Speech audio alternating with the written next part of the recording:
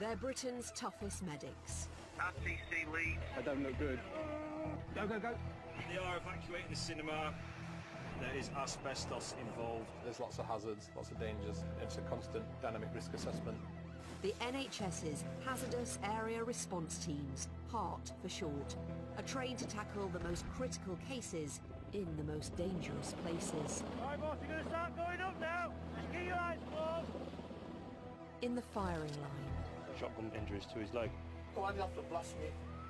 First in, This is going to be news, headline news as well. last out. This is moving, this. Oh, no. Let's come out of there. It could have gone very wrong, very quickly. With strength, Ready, raise, lift. compassion, It's the ambulance service. It's okay. Take my hand. and specialist skills. Could be someone in water, at height, underground, overcome by gas. Whatever it is, our team are there. Created after the 7/7 bombings, they're in the front line when terrorists strike. That's what we train for, that's what we study for, that's what motivates us, knowing that at those critical times we can make all the difference. Specially selected, We're currently dealing with a lot of casualties over quite a large area. seen through cameras, sharing their danger, their triumphs, and their tragedies. We're at pulse of 36 now, Doctor. This is going to be a major incident.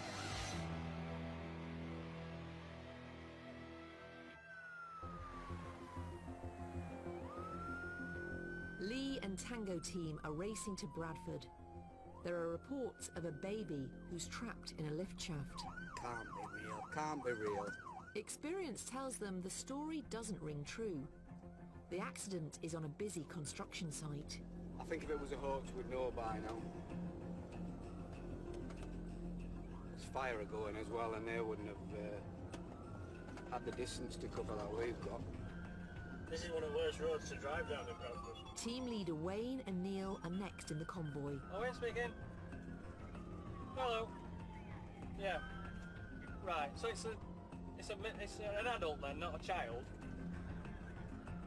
30-year-old. Right. Okay. Right. Just leave us running then, and we'll see when we get there. All right. Cheers. Bye. Papa wants to our call sign. This isn't a 1-year-old. It's a 30-year-old male. Now it is. I'm just about to extricate, but we're going to keep running. Obviously, we've got the complications. 20 received. It is no longer a 1-year-old, so that takes away the mystery of how a 1-year-old would get into a lift shaft. It's a 30-year-old gentleman who's at the bottom of the lift shaft. The patient is in an old wooden mill that's being renovated. Gemma is quickly briefed by paramedics on scene. He's impaled one of these massive hooks into his head. Okay. So he's in a very, very compromised position. It's far worse than the team could have expected. Well, call signs, just hang fire at your vehicles for now, and I'll let you know if I need anything. Right. We are, mate, we are. Okay? At the bottom of a grimy lift shaft, the construction worker is in agony. He's impaled by, I think, a metal bar through his nose and up into his head. So his face is flat against the bar. I'm supported by his knees at the moment, like, and his elbows on this bar here, so I have to be careful with him. He's actually got something penetrating into his face. We already had an ambulance crew on scene and a clinical supervisor as well, so they've already started the treatment. They're starting to give him pain relief, but he's in a significant amount of pain at this point. He's still alert and he's screaming out in pain, bless him. The man's injury is life-threatening. Wayne is calling for backup. Hello, yeah, this detail that we've got going on at the mill, have we got a doctor come and run into it? This gentleman's impaled through his face. Keep me nice and still, buddy. You're doing really well. 32-year-old Ryan Capuvano has landed in an awkward position. A blunt metal spike has pierced his skull. He is millimetres from death or serious brain injury, but the medics are struggling to see and assess the damage. We've got to take our time. I know you're in pain, I know it's uncomfortable, and I know you're scared, and that's right. But if we do this rushing, okay, we can make it worse. It's vital Ryan is kept still, but that limits the pain-killing drugs they can give him. So we can't do TXA. On there, I think. On there, we can't do ketamine. Yeah.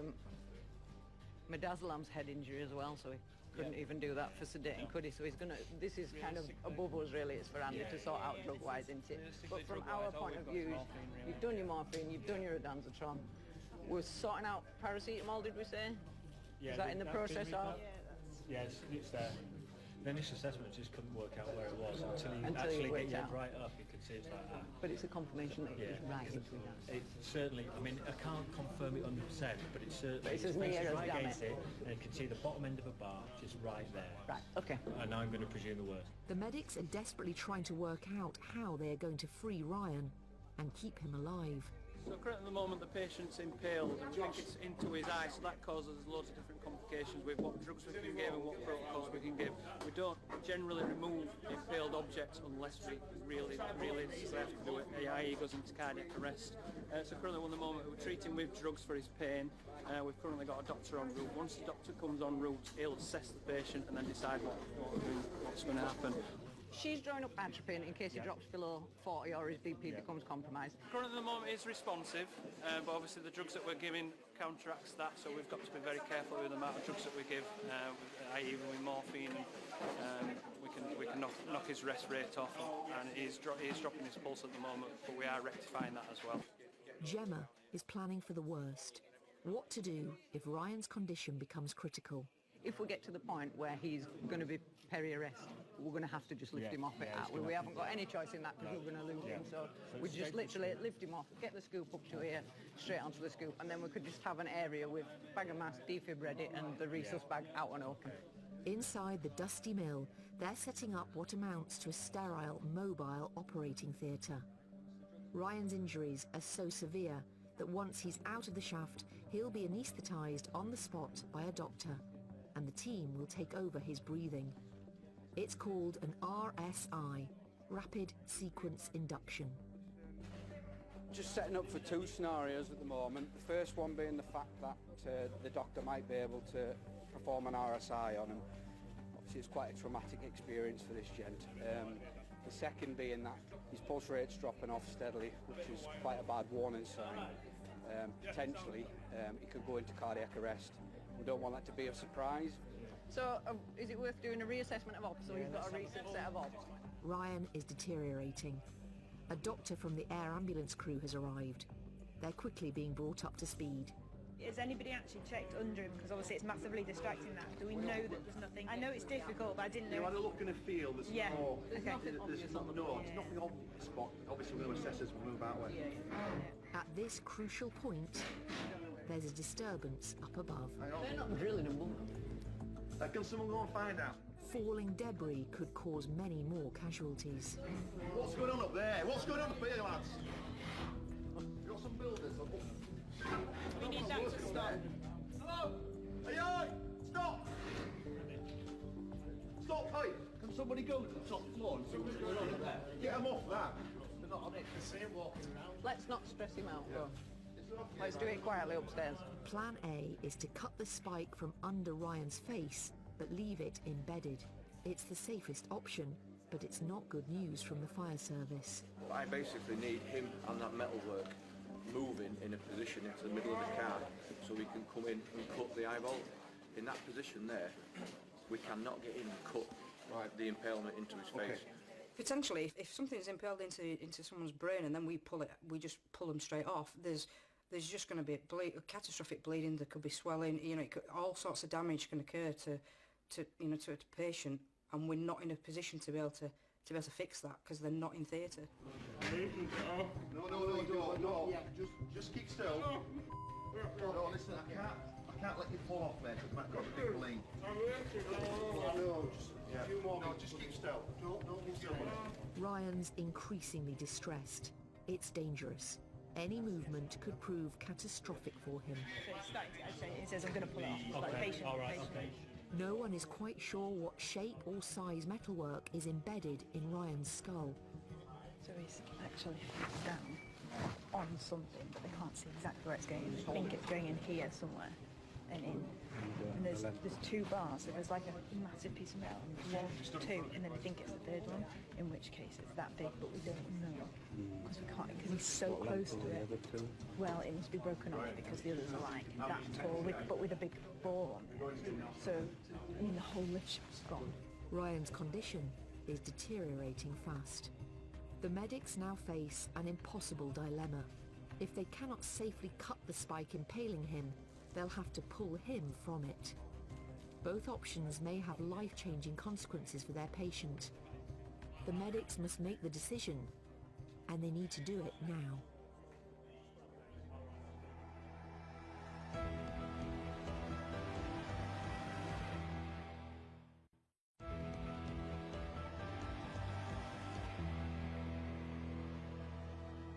At the bottom of an industrial lift shaft on a Bradford building site, Ryan Capuano is impaled by his face on a metal spike.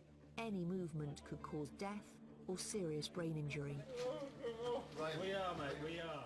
Medics on scene face an impossible choice. Plan A is to cut the spike from under him, but it will be highly dangerous. He's getting more and more agitated, so I think Time is running out. The air ambulance doctor has made a decision. Quiet! It's Plan B. Right, so what's going to happen is I'm going to give him an anaesthetic, that will anaesthetise him and make him unconscious. And plan then is to lift his head off whatever it's impaled on and get him out here onto his scoop. If at any time there's any problem, I will say stop. One we're expecting is potentially lots of bleeding from this part of his face, in which case we'll pack it. Who's got the Celox? It'll be packed with that Celox onto his scoop here, then over there onto that trolley. Okay, where he will be anaesthetised and put off to sleep. Any questions? Anybody not understand anything I've said? No? Fine. Careful when you get down, because it's moving it. All right, Ryan. The doctor will give Ryan the powerful sedative ketamine Is anybody not ready? before the team try to lift him off the metalwork. Andy, you ready? Yes? No. Quiet, please. Quiet. Count to 50. Ryan, count to 10. Yeah, you're coming off in a second. Can you count to 10 for me? Go. You're going to pass out. I know you are. I'm giving you drugs to do that. Ryan? Can you hear me? Ryan? Okay, go. The team are preparing to lift Ryan. They're trained to handle patients with a minimum of movement. But one false move here could be the difference between life and death. All right, Ryan, keep going, buddy. Keep going.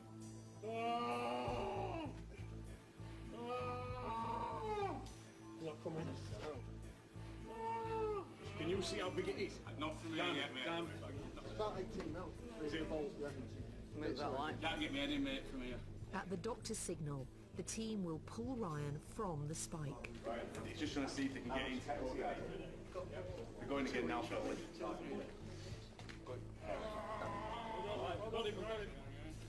Right, we need him over onto his back. It's in his cheek, not his eye. Just get him turned over.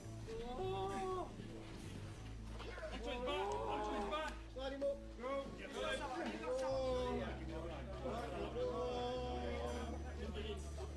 Well done, Ryan. Well done, mate. Ryan is finally free of the spike. It's all hands on to get him to the RSI area. Anybody not ready? No straps, okay? Your call, Paul. Yeah, okay. Ready, steady, go. What's your next line? What's your Are you going straight out, mate, or what? Bag and mask. Are you going straight out, or are you going up? Yeah, got it. Right. Yep. Don't step on that. Time is now of the essence. The team must anaesthetise Ryan on the floor of the mill. Right, we've got monitoring, got continuous starts. BP's on cycle every 2 minutes. RSI drugs drawn up, labelled and dose confirmed. Kit is available, all rolls are signed. And assistant identified for cricoid pressures. Size it, should. Yep. Yep. Okay, and Rock's going in. The anaesthetic will put Ryan into an induced coma. Bougie. A tube is guided down Ryan's throat and into his lungs. Tube is going on. I have the bougie. The medics will now take over his breathing. Bougie out. Ryan is successfully anaesthetised. Now they can get him out of here. The second stretch is at the top of the stairs. He is bound firmly to the rigid spinal board, but the journey out to the ambulance is hazardous. Right, everyone got owl? Yep. On lift, ready, brace, lift. Right, nothing connected. Right, off we go. Slowly. Ryan's condition is critical. It's a complicated extrication and he has a life-threatening head injury. Right, step here, step. Step. Keep his head high. Whoa, hang on, Wayne. Wayne's not right at that. Wayne, turn round. Steady.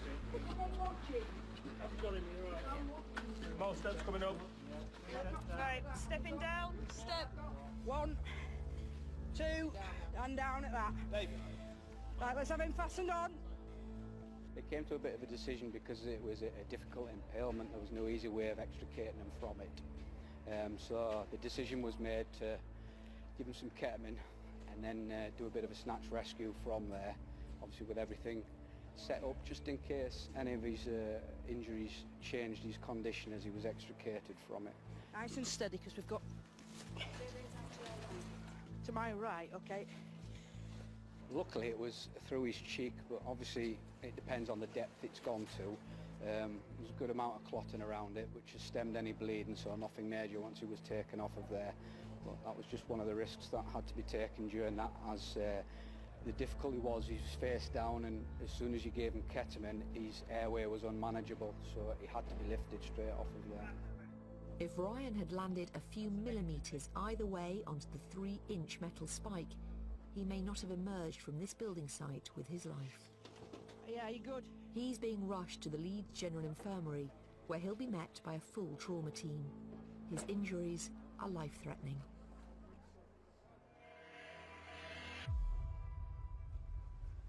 I wonder if there's a doctor's car on tonight. Well, there's got to be, because I've said RSI.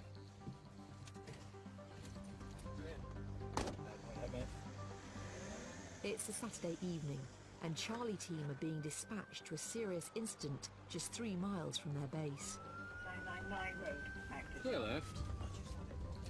A man has been hit by a speeding car and is lying unresponsive in the road. Yeah, 25-year-old male, not conscious, breathing. Swallow statement, RTC knocked down, heart. Possible RSI cyst. Team leader Moggy is trying to work out exactly where they need to be. Outside the Bolton. I don't know where that is.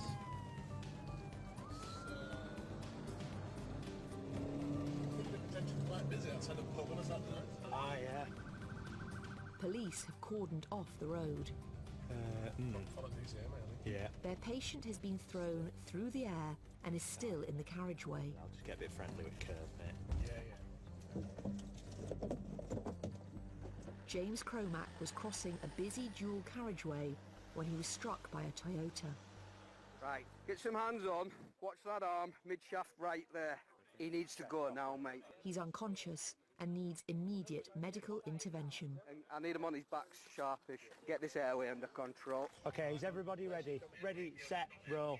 Rolling him over will give him the best chance of being able to breathe. Okay, suction please, Moggs. But he's critically injured. The medics are using suction to clear blood from James's airway.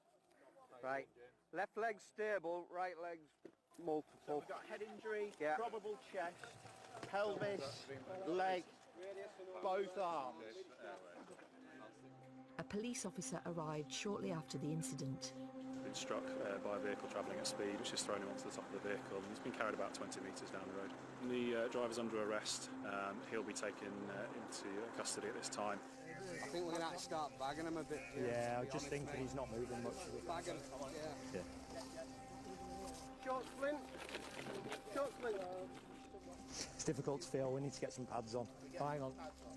I can feel it. I can feel a central pulse. Yeah, but it's.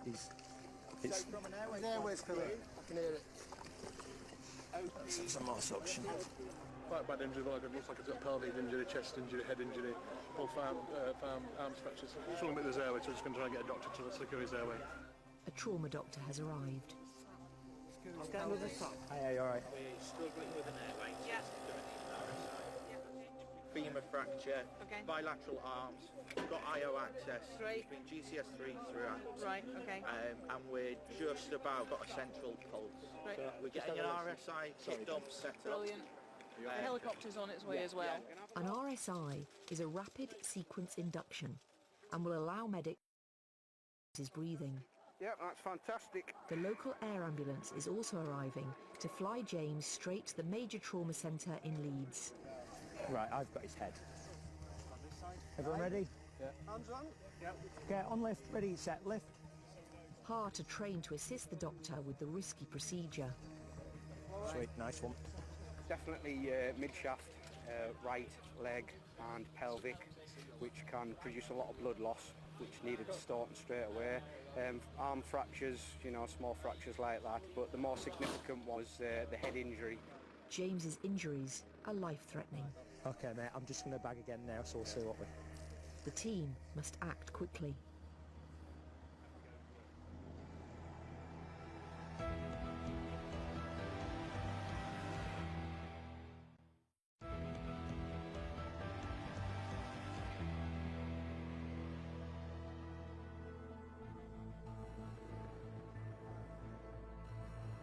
In Leeds, Charlie team are fighting to save pedestrian James after he was hit by a speeding car. Can you have a listen to his chest?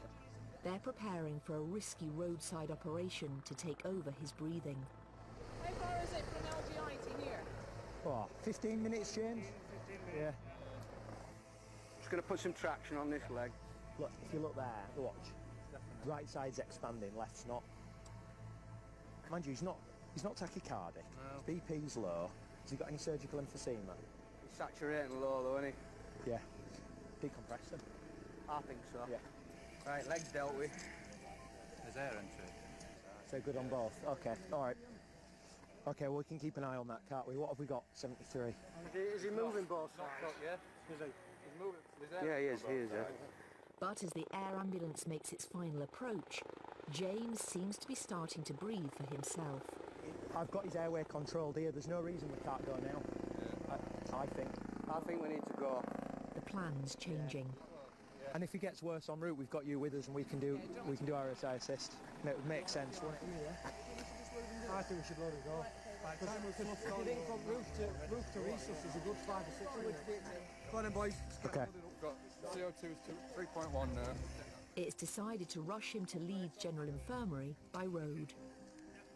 So you've got what set up? TXA fluids. Paramedic James will accompany the doctor on the short drive to Leeds. Another set of hands for the back. Got it. This means their patient can be resuscitated more easily if his condition deteriorates. As we've got on scene, there's quite severe injuries, required quite a lot of treatment. A doctor arrived on scene to assist and provide extra clinical care. Air ambulance arrived as well, but it was decided that because of his injuries and time to hospital, it was a load and go situation, so that's what occurred. They were quickly immobilised, stabilised, and then loaded onto a DCA and down to LGI. The injured pedestrian will require life-saving treatment when he arrives. Oh, man. A police investigation into the incident has begun. I have to admit, it's one of the first times I've seen something like this where someone's been thrown quite so far into the air and it's been quite so serious. We've got a pub, we've got multiple premises, and I think people assume, with it being night, that there won't be so many people around, but clearly there are. So it's about slowing down for junctions and just making sure you're aware of exactly your surroundings. At the LGI, James is being handed over to the major trauma team. Approximately 1958, he's been involved in an RTC knockdown with a bullseye to the windscreen and heavy damage to the bonnet.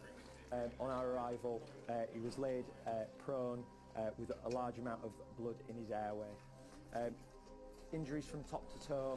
He's got a head injury. I believe he may have an injury to his chest, but he's got good air entry bilaterally. He's got a pelvic splint on, a quadripelvic fracture. He's got a possible fracture to his right forearm, and he's got a right mid-shaft femur fracture, which was tractioned. His pulse is 64. SATs have been 96% on oxygen with the eye gel in. and he's self-ventilating with a rest rate of approximately 26. BM's 5.9. That's GCS initially. GCS three throughout, yeah. Thanks, guys. The team will continue the fight to save James's life.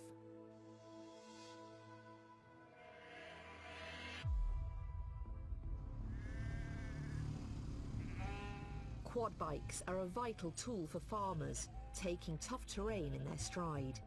But in urban areas, they're among the most misused vehicles on the UK's roads, often uninsured and overloaded.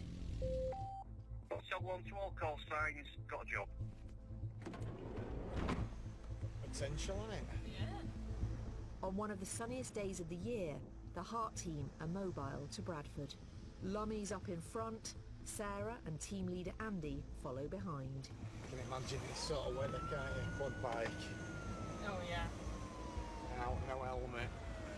A quad bike ride down a busy residential street has gone badly wrong. When you get there, you have to contact. So last quad bike went to a fire dead anyway, so. Details are still coming in. A quad bike driven erratically has hit a car. There are serious injuries. Quite often when you see quad bikes out on road, there's very little protective clothing that the drivers at quads tend to wear. Very sort of seldom times do you see them wearing helmets either, so obviously that greatly increases chances of there being significant trauma from road traffic collisions. I think I can see blue lights from here. Yeah, see it. Andy gets the latest from local paramedics. A quad's come out of the side road and taxis hit them. There were apparently 3 gentlemen on the quad bike. One's been thrown up at a distance up there, another one's fallen off, and then another 3rd gentleman, he's gone running off apparently. Not sure what's happened to him as it stands at the moment. While you're talking, I'm just going to cut that last little bit. All right, mate, you've got some strides underneath. Yeah, they're staying on for now. The patient is one of 3 people riding a quad bike made for one. He was thrown 10 metres when it hit a taxi. His right leg is badly broken. His friend is already on the way to hospital. By not wearing a helmet, it's caused the first gentleman to be quite poorly.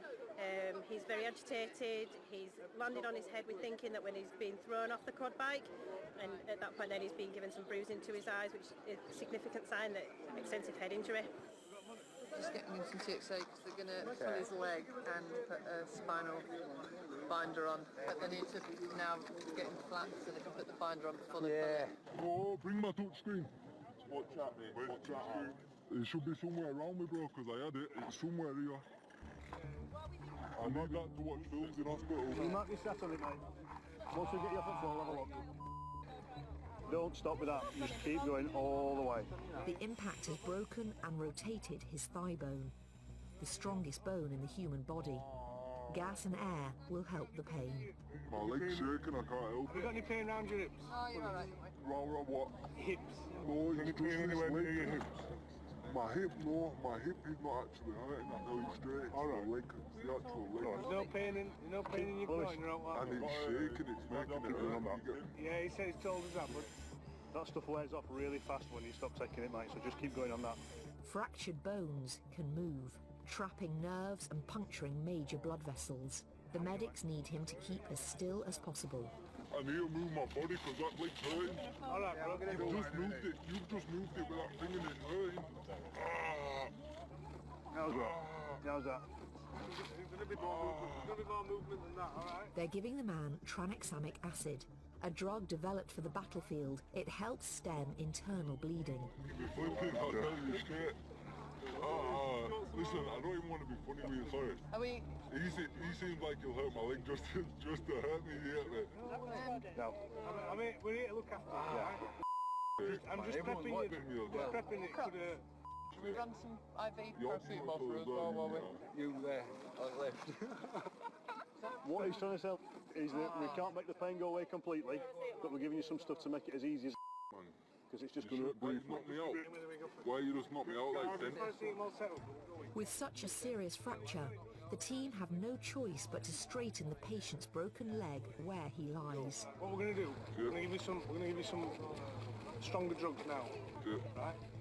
still be awake, Yeah. but you won't fully understand what's going on. Yeah.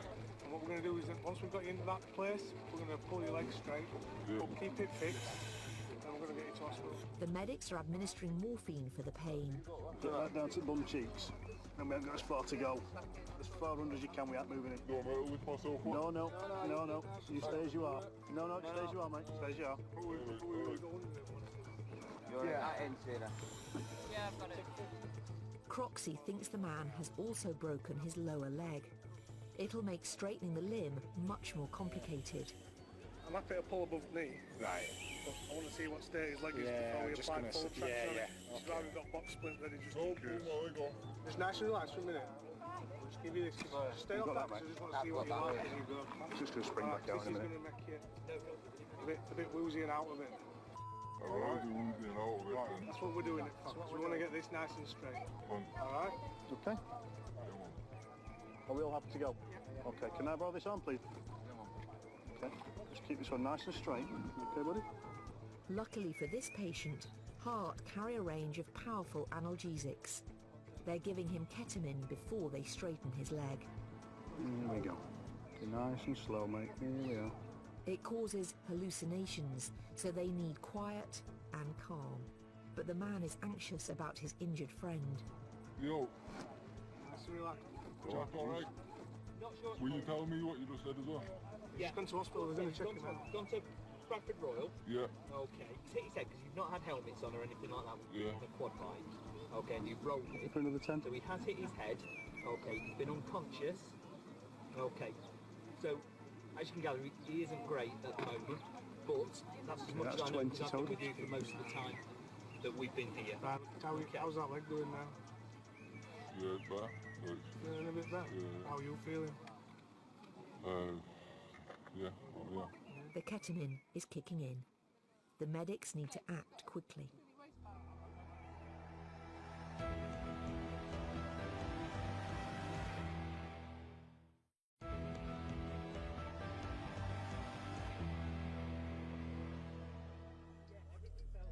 In the middle of a road in Bradford, Hart are about to straighten the badly broken leg of a quad biker thrown off in a serious crash. How's that leg feel now? How's that leg feel? What we doing? Should we just lie you down? The hallucinogenic ketamine is clearly working. Okay. Nice and feel a bit. There you go. Yeah, I think that could be a fracture. I think that's a fracture. Yeah, I think we're going to have to box splint.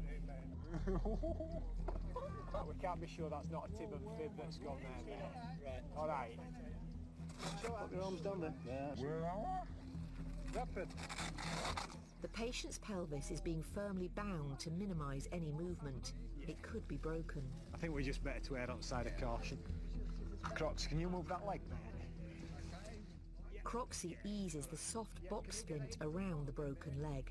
Scope will need adjusting as well, it's not big enough. Just my arm now. Yeah. Nice small on there.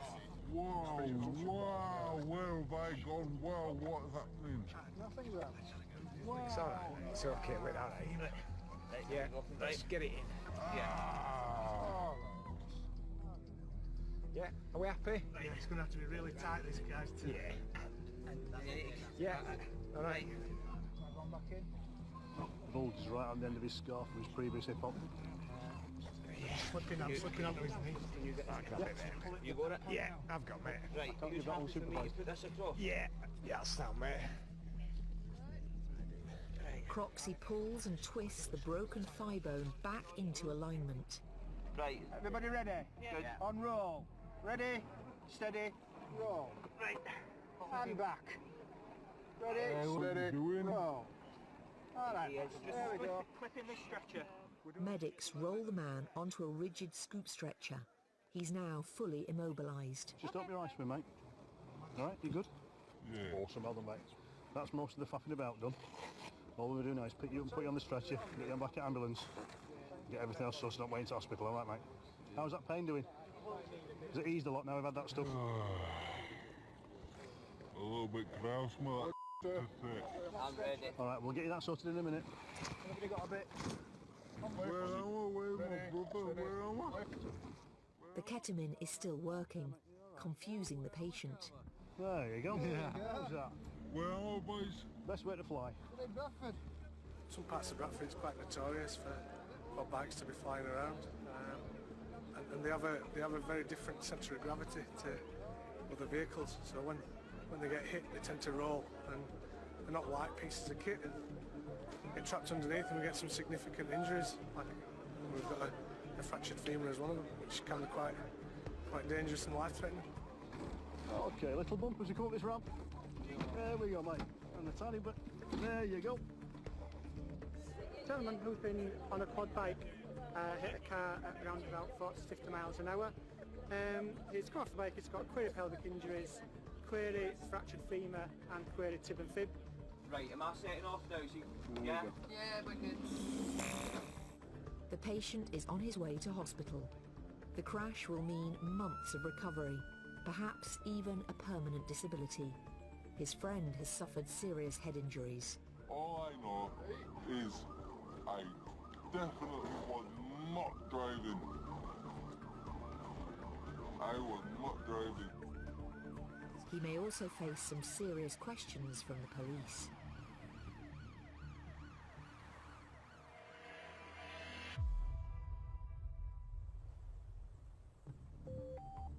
Stop 1 to all call signs, got a job. It's mid-afternoon at Heart HQ, and Tango team are needed in a hurry. A couple have been knocked down by a car in Castleford. Ready? Extreme caution. Gas oil. 999 mode activated. Paramedic Lee is leading the convoy, with team leader Wayne close behind.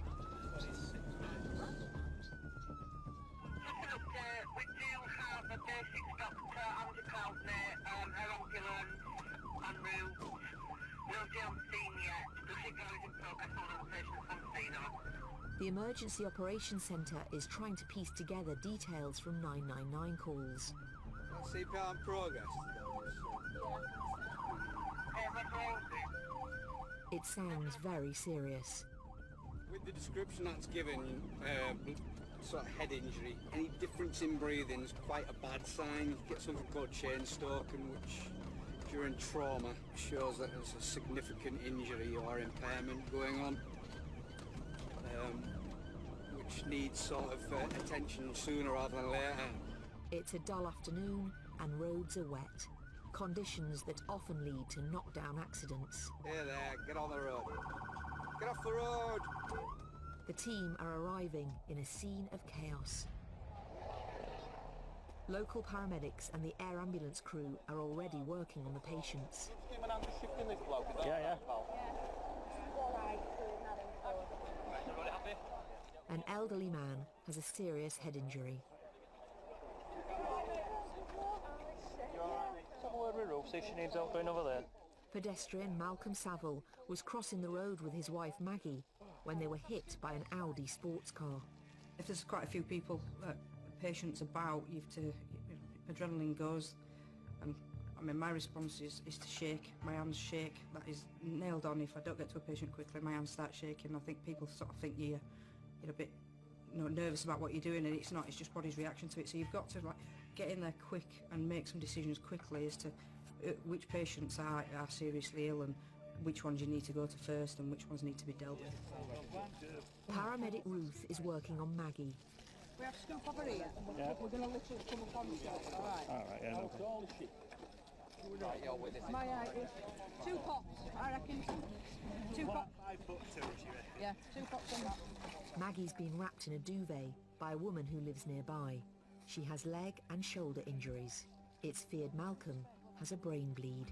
Knocked down as much as I know at the moment, with 2 patients involved as pedestrians. There were initial of breathing diff for one of the patients, so we'll just go take a look and see what it actually is. When? On this one. Lee's joining the team about to put Malcolm into an artificial coma, a procedure known as an RSI. If he's obeying commands, no. But if he isn't, yes. Does that sound easy? It will allow their patient's brain to rest and reduce swelling. All right, mate, you're doing really well, fella. You're doing really well. Close your eyes for me, Martin. Close your eyes again. Stick your tongue out. Perfect. Right, we're going to set straight off, okay. At least Malcolm is still responding. It's a good sign. Let me worry you. It's decided to set straight off for hospital with Malcolm. His wife is still lying in the road. Just going to move this leg straight. Have you any pain when we're doing that? No, that's brilliant. Right, so I'm going to come under here, and then as we come onto this board, I'm going to sort of move back and we're going to lay it flat onto the curb, all right? They're going to transfer Maggie onto a spinal stretcher. Is everybody happy that they've got enough of her to move her swiftly onto that board, yeah? Yeah. So on move, ready, steady, move. Well done, guys. Right, let's get this fully onto the pavement then. It's just 5 minutes since they arrived, and both victims of the accident have been given advanced medical care. We've got a second patient here, which is a female. She's complaining of a shoulder injury at the moment, and we are querying that there could be some other major trauma, because this injury could be hiding something else. She's had quite an impact from this vehicle, as you can see, and she was with the gentleman that's already gone to hospital, as believes her husband. Get monitor out at way and then we'll just... Malcolm and Maggie were returning home from the local pub. Now, both have critical injuries. Two pop down and have an eyeball at driver. Let's see if we can get some kind of history. That's... You have to do a full 360. No, this is head end. That's head end. The team are beginning to piece together this afternoon's events. It may help medics diagnose their injuries. Both been hit by a car, but not sure who's taking the brunt of the impact. So I've been dealing with a lady who was on the floor down there, fully conscious, but quite a few injuries that could be significant. We just have to wait and see. Maggie too is now mobile for hospital in Leeds, 15 miles away. I think that's it then, we're pretty much wrapped up. Both patients left scene, there's no more patients left for us to treat here, so we'll stand the entire team down and return to our OSU. Hart's job is done. The couple's survival now depends on doctors at the major trauma centre. A police investigation is already beginning. Malcolm and Maggie spent nearly 3 weeks in hospital being treated for bleeds on the brain and several broken bones. They are still badly affected by the accident, which Malcolm can't even remember. Construction worker Ryan was in a coma for 5 days after the incident in a lift shaft. He suffered multiple facial fractures and lost the sight in one eye. The investigation into the incident continues. Sadly, James, the pedestrian knocked down in Leeds, died in hospital. The driver of the Toyota was sentenced to 3.5 years in prison after admitting causing death by dangerous driving. And the quad biker, who broke his leg in a crash on an inner-city estate, was given a suspended jail sentence and banned after he admitted dangerous driving and riding whilst disqualified.